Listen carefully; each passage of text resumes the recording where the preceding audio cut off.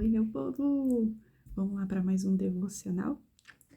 O trecho que eu tava querendo trazer hoje, eu vi que ia ficar muito grande, então a gente vai ter que fazer 2 takes. Então, na próxima semana, não achem estranho se a gente estiver falando de Mateus 14 ainda, tá?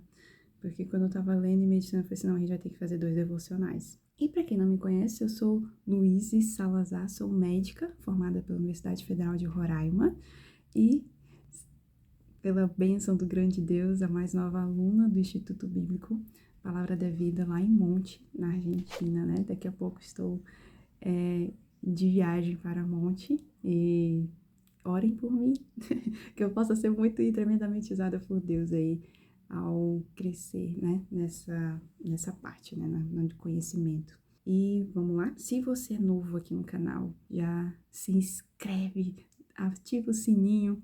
A gente tá com várias ideias, vários projetos aqui pro canal, vlogs, vamos ter convidados, vamos falar sobre temas diversos aí.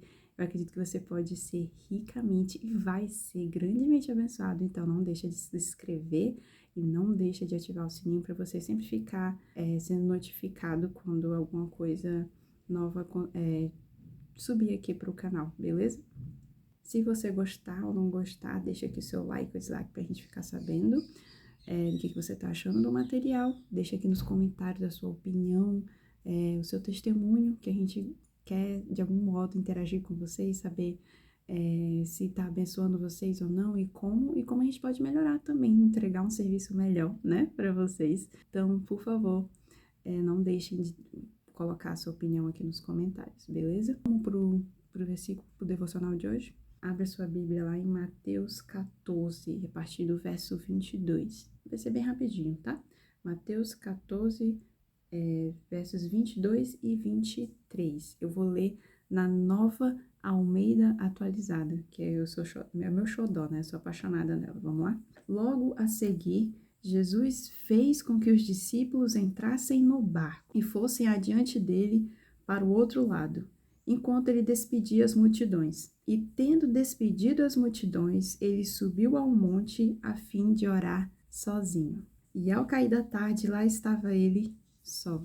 É que lindo, né, gente? Então, assim, esse verso 22 vem depois de vamos dizer assim, um momento aqui de Jesus sendo muito usado, né? Sendo operando no sobrenatural, que ele fez o milagre da multiplicação dos pães e peixes, ensinou uma grande multidão, falando por meio de parábolas e tudo, e aí vem esse trecho, né? A gente falando que ele precisou despedir as multidões e ficar só para orar. E a gente sempre tem que ficar pensando, tipo, cara, Jesus é Deus, a pessoa mais, assim, vamos dizer assim, o Criador do universo, autossuficiente, mas estando aqui na forma humana, precisava exercer certas disciplinas. E é nessas pequenos detalhes que a gente tem que ficar atento, de, tipo, como que era o estilo de vida de Jesus, sabe?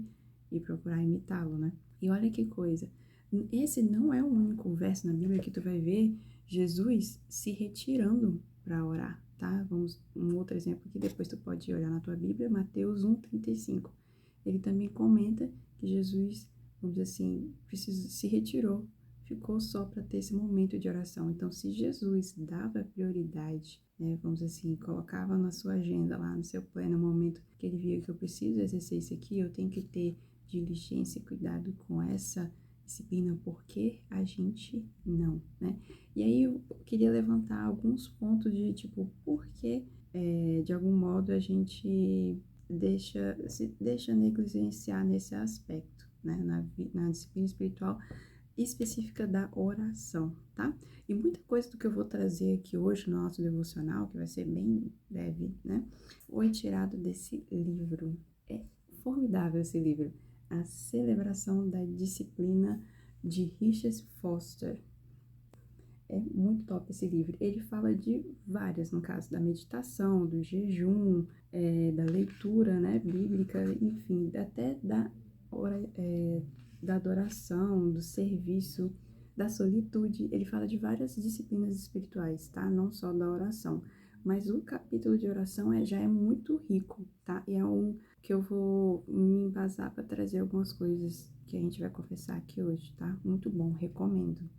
Super recomendo a leitura, tá? E então vamos lá. O próprio Paulo, em 1 Tessalonicenses, ele traz um trecho que fala assim: orai sem cessar. Por que será que a gente peca nisso, né? Na oração? E como é que a gente consegue viver esse tipo de, vamos dizer assim, de nível, né? De dependência em relação à oração, né? De ritmo, de rotina, né? De prioridade. Eu acredito que a primeira coisa que a gente peca é porque a gente não entende o sentido da oração, por vezes, não entende para que serve a oração. E primeiro, a oração é esse ambiente de comunhão. Você constrói um ambiente de comunhão com Deus. A oração é a sua conversa com Deus. E é interessante porque isso mostra o seu nível de dependência dele. Se você reconhece o Deus com quem você fala, né? Com quem você está buscando um relacionamento, que é um Deus que detém toda a sabedoria, todo o conhecimento, tem tudo sobre o controle das suas mãos, né?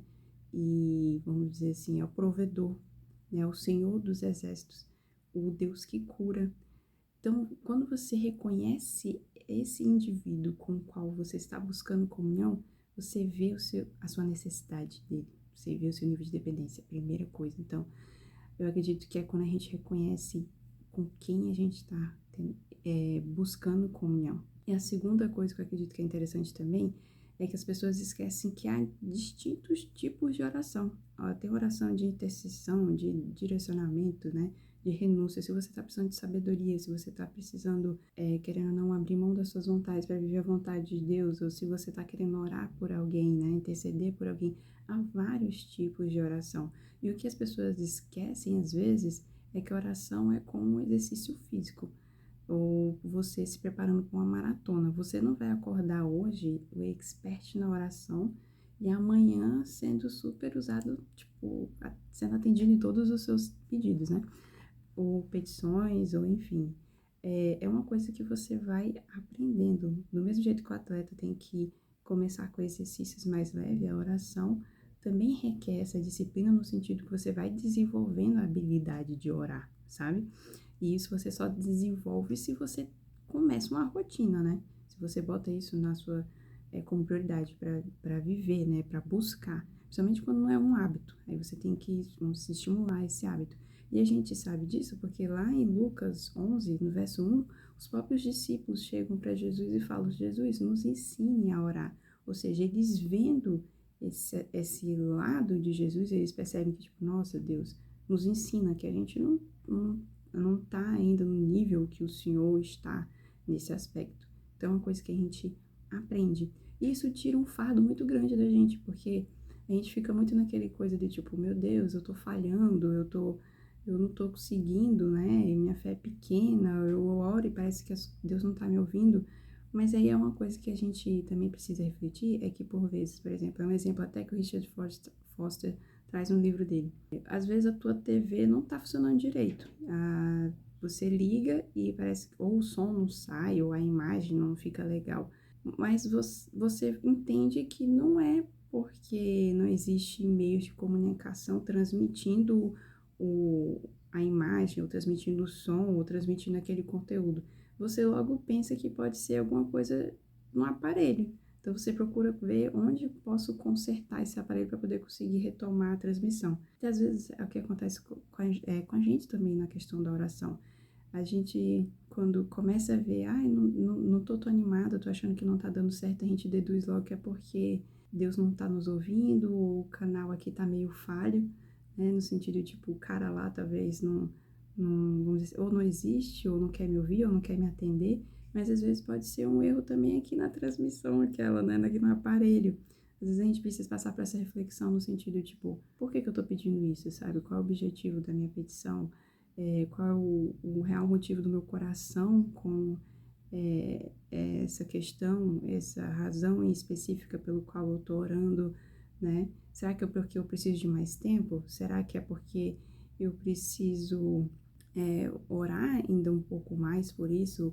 Então, são coisas que você vai analisando com o tempo, à medida que você exerce a disciplina, à medida que você vai vendo que é algo que você aprende, que você pode, sim, questionar, outras pessoas aprender, se desenvolver nesse aspecto e experimentando, e é a prática que vai te lapidando e levando você a viver esse ambiente dessa disciplina espiritual de forma melhor. E outra coisa que eu acho que é muito massa também, que eu acredito que muitas pessoas às vezes negligenciam, é que há poder na oração.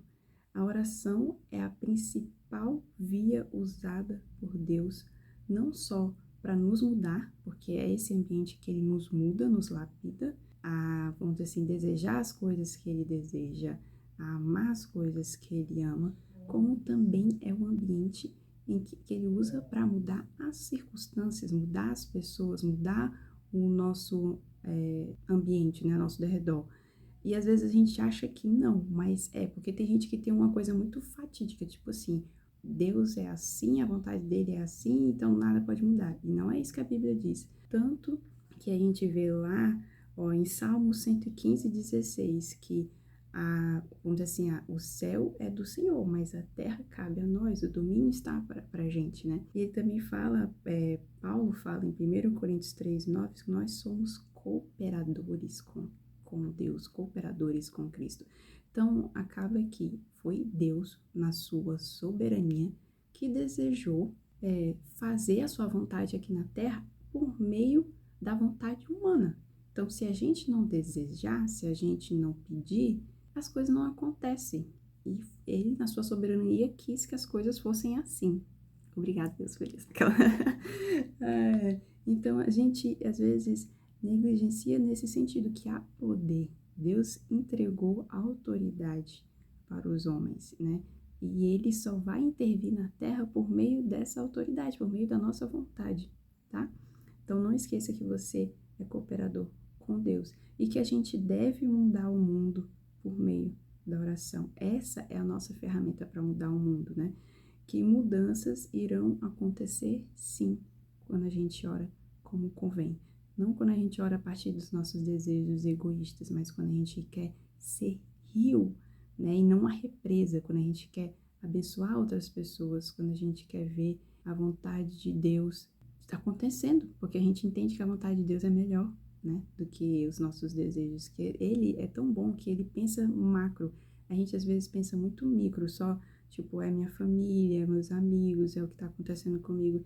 Deus, Ele consegue ver a bênção que cai sobre a gente, quando a gente é rio, abençoando muitas outras pessoas, tanto que a gente vê com Abraão, com Isaac, né, que Deus queria abençoar todas as nações, né? Todos os povos da terra por meio da descendência, por meio da bênção que era o filho que Abraão teria, né? Que é Isaac. Então, a gente não pode negligenciar o poder que há na oração. Então, aí eu te pergunto, né? Como está a sua vida de oração? Depois de tudo isso, como é que está a sua vida de oração? Você tem prazer em estar a sós com Deus? E, gente, é tão formidável, sério. Quando você aprende a ver esse Deus pessoal, esse Deus que responde a nossas, sabe? Eu acho muito, às vezes a minha oração, a minha resposta, a resposta que Deus me dá, muitas vezes não é necessariamente uma coisa material. Às vezes é uma resposta no sentido de eu queria sabedoria em relação a uma coisa, discernimento em relação a um dilema que eu estava na minha vida, ou às vezes é uma coisa que eu nem falei em oração, mas eu estava tão angustiada, aquilo estava inquietando tanto meu coração, que depois eu vejo que, olha, eu acho tão lindo esse cuidado de Deus, que às vezes eu, no meu momento ali do secreto, da solitude com Deus, ele responde aquilo, mesmo quando eu chego meio assim, não, eu vou falar mais sobre isso aqui com Deus. Aí quando eu vejo que não, ele puxa o meu momento secreto para aquilo, mostrando que, não, vamos falar sobre isso aqui que tá te preocupando, vamos falar sobre isso aqui que de alguma forma tá te deixando ansiosa, tá te fazendo sofrer, eu quero falar sobre isso porque eu me importo com você. Gente, é um ambiente fantástico, sabe? É um ambiente que você sai se sentindo amado e você reconhece que, tipo, cara, esse Deus é top demais, não tem Deus melhor do que esse, sabe? Então, eu tô aqui pra te estimular e espero que esse vídeo te dê um plus aí, que você saia animado pra viver essa disciplina espiritual com mais afinco, comece mesmo, tipo, separando o tempo. Se você não tem essa rotina, comece a realmente falando assim, como se fosse um momento da sua agenda, assim, você separar esse horário aqui, eu vou parar tudo que eu tô fazendo e vou orar. Vou fazer meu devocional, vou ir aproveitar para orar, eu vou ter um caderninho de oração para eu ver como Deus responde. Isso que a gente precisa ter essas memórias, sabe, para ver o Deus bondoso que a gente serve. Eu recomendo, tenha seu caderninho de oração, compartilhe com outras pessoas também, porque é muito bom quando você vê que, tipo, cara, você começa a ficar no sentido, você começa a se sentir estimulada, fala assim, quero viver coisas maiores, quando você começa a compartilhar com outras pessoas também, tá bom? Então, um beijo grande e até o próximo vídeo, meu povo. Se você gostou, não gostou, deixa aqui o like, dislike, comenta, se inscreve no canal e até a próxima semana.